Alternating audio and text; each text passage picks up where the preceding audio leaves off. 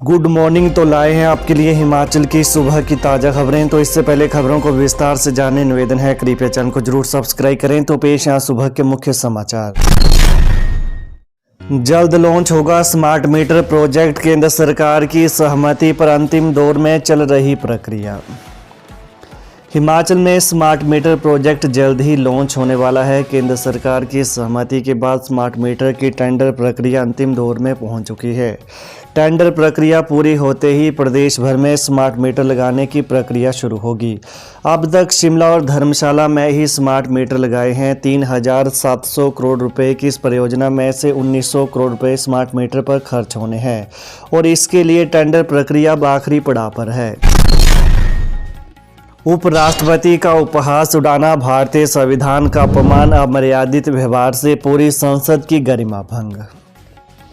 भाजपा प्रदेश अध्यक्ष डॉक्टर राजीव बिंदल ने कहा कि देश के उपराष्ट्रपति और राज्यसभा के सभापति जगदीप धनखड़ का घमंडिया नेताओं ने जिस तरह उपहास किया वो सिर्फ व्यक्ति या पद नहीं बल्कि भारतीय संविधान के अपमान की पराकाष्ठा है। इस अमर्यादित व्यवहार से पूरी संसद की गरिमा भंग हुई है। बिंदल ने कहा कि कल्याण बनर्जी द्वारा संसद भवन परिसर के अंदर ही राज्यसभा के सभापति का अपमानजनक नकल करना, घमंडिया गठबंधन के सांसदों द्वारा ठहाके लगाकर सार्वजनिक मजाक उड़ाना और एक नामदार युवराज द्वारा उसका वीडियो बनाना, उस पर हंसना, यह सब दिखाता है कि इन लोगों की मानसिकता किस स्तर पर आ गई है। कहा कि विपक्ष की यह हरकत दिखाती है कि आखिर क्यों वे सस्पेंडेड हैं। भाजपा प्रदेश अध्यक्ष ने कहा कि एक तरफ से घमंडिया गठबंधन के सांसद अपने सस्पेंशन को जस्टिफाई ही कर रहे हैं। श्री बिंदल ने कहा कि विपक्ष के व्यवहार से लगता है कि उन्होंने विपक्ष में ही रहने का पक्का मन बना लिया है। अगर उनका यही हाल रहा तो विपक्ष आज जहां है अगले चुनाव में वहां से भी पीछे हो जाएगा। सरकार की नशा मुक्ति केंद्र खोलने की नीयत पर हाईकोर्ट ने उठाया सवाल, ताज़ा स्टेटस रिपोर्ट दायर करने के आदेश। हिमाचल प्रदेश हाईकोर्ट ने सरकार की नशा मुक्ति केंद्र खोलने की नीयत पर सवाल उठाते हुए सकारात्मक सोच दिखाते हुए सरकार को ताज़ा स्टेटस रिपोर्ट दायर करने के आदेश दिए।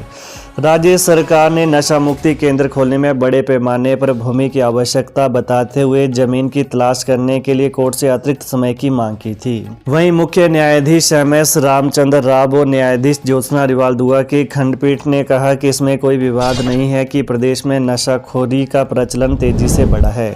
सरकार से उम्मीद है कि वह नशा मुक्ति में तेजी लाने के लिए नशा मुक्ति केंद्रों की स्थापना करेगी, परंतु इसके लिए बड़े पैमाने पर भूमि की तलाश करने पर अड़ना सरकार की मंशा को जाहिर करता है। कोर्ट ने किन्नौर, लाहौल स्पीति और बिलासपुर में नशा मुक्ति केंद्रों से जुड़ी स्टेटस रिपोर्ट का अवलोकन करने के पश्चात सरकार को सकारात्मक सोच के साथ ताज़ा स्टेटस रिपोर्ट दायर करने के आदेश जारी किए। सभी होमस्टे, बेड एंड ब्रेकफास्ट इकाइयों को दोबारा कराना होगा पंजीकरण संशोधन विधेयक पेश। हिमाचल प्रदेश में सभी होमस्टे और बेड एंड ब्रेकफास्ट इकाइयों को अब दोबारा पंजीकरण करवाना होगा। बिना पंजीकरण के अवैध रूप से चल रही इकाइयों पर प्रदेश सरकार शिकंजा कसने जा रही है। मुख्यमंत्री सुखविंदर सिंह सुक्खू ने विधानसभा में हिमाचल प्रदेश पर्यटन विकास रजिस्ट्रीकरण संशोधन विधेयक 2023 पेश किया। वहीं विधेयक अधिसूचित होने के 30 दिन के भीतर सभी इकाइयों को पंजीकरण के लिए आवेदन करना होगा। आवेदन करने वाली इकाइयों को उनके मौजूदा पंजीकरण लाइसेंस की अवधि खत्म होने तक शुल्क का भुगतान नहीं करना होगा। चंद्र कुमार बोले, HPMC कर्मियों को पेंशन देने का मामला विचाराधीन। कृषि मंत्री चंद्र कुमार ने कहा कि APMC के कर्मचारियों को सेवानिवृत्त होने के बाद पेंशन देने का मामला सरकार के स्तर पर विचाराधीन है। प्रश्नकाल में कसौली के विधायक विनोद सुल्तानपुरी ने पेंशन देने को लेकर सवाल पूछा था। विपक्षी सदस्यों के शोर शराबे के बीच मंत्री चंद्र कुमार ने यह जवाब दिया। HPU शिमला ने प्राइवेट उम्मीदवार पहले पास कर दिए, बाद में बताया फेल। परीक्षा परिणामों में गड़बड़ियों के कारण लगातार चर्चा में रहे हिमाचल प्रदेश विश्वविद्यालय HPU की एक और लापरवाही सामने आई है।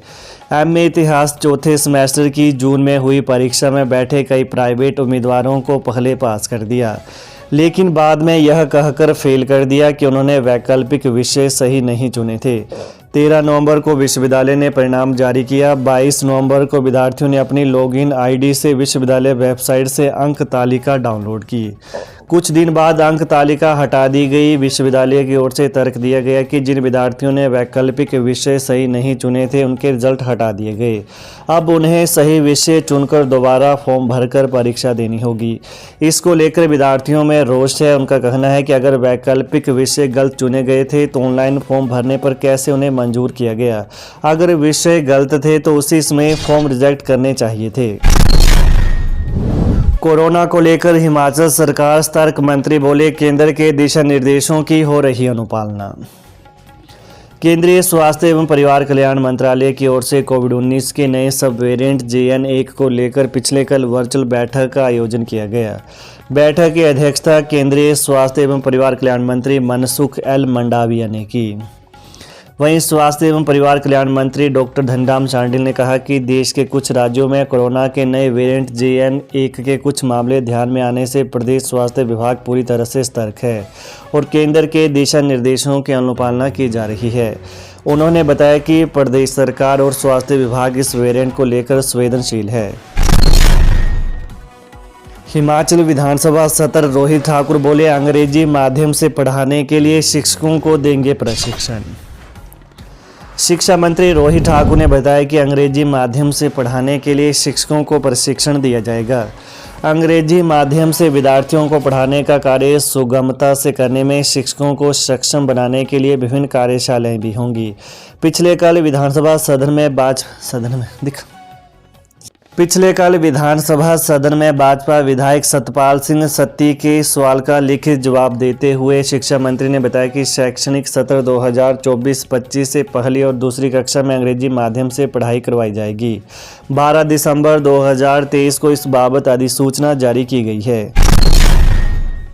कोरोना वॉरियर्स को मिलेगी 3 माह की सैलरी, आगामी भर्तियों में देंगे प्राथमिकता, बोले CM सुक्खू। कोविड काल में स्वास्थ्य संस्थानों में आउटसोर्स पर रखे कोरोना कर्मचारियों को पिछली 3 माह की सैलरी देने का आश्वासन मुख्यमंत्री सुखविंदर सिंह सुक्खू ने दिया है। मंगलवार को तपोवन में CM से मिले आश्वासन के बावजूद पिछले कल उक्त वर्ग के कर्मचारी जोरावर स्टेडियम में शांतिपूर्वक प्रदर्शन कर रहे थे। स्वास्थ्य विभाग में 1500 पद भरने की मंजूरी, पहली कक्षा में अंग्रेजी माध्यम से होगी पढ़ाई। हिमाचल प्रदेश मंत्रिमंडल ने हिमाचल प्रदेश के स्वास्थ्य महकमे में पैरा मेडिकल स्टाफ के 1500 पद भरने का फैसला लिया है। ये भर्तियां ऑपरेशन थिएटर असिस्टेंट OT सहित अन्य श्रेणियों के विभिन्न पदों पर होंगी। ऑपरेशन थिएटर असिस्टेंट की भर्ती राज्य चयन आयोग के माध्यम से पायलट आधार पर होगी। यह फैसला पिछले कल तपोवन स्थित परिसर में मुख्यमंत्री सुखविंदर सिंह सुक्खू की अध्यक्षता में हुई मंत्रिमंडल की बैठक में लिया गया। वहीं विधानसभा के शीत सत्र के दूसरे दिन की बैठक खत्म होने के साथ ही शाम को बैठक हुई।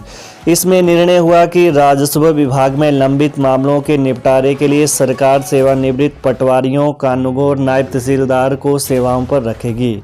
इन्हें दिए जाने वाला मानदेय भी तय किया गया। पटवारी को 20,000 रुपये प्रति माह, कानूनगो को 25,000 और नायब तहसीलदार को 35,000 रुपये मानदेय मिलेगा। यह राजस्व विभाग में निशानदेही, इंतकाल आदि के लंबित मामले निपटाएंगे। इनकी नियुक्तियों से लोगों को राहत मिलेगी। तो ये रहे प्रातः के मुख्य समाचार। तो प्रदेश की ताज़ा खबरों को जानने के लिए कृपया चैनल को अभी सब्सक्राइब कर लें। धन्यवाद। जय हिंद, जय हिमाचल।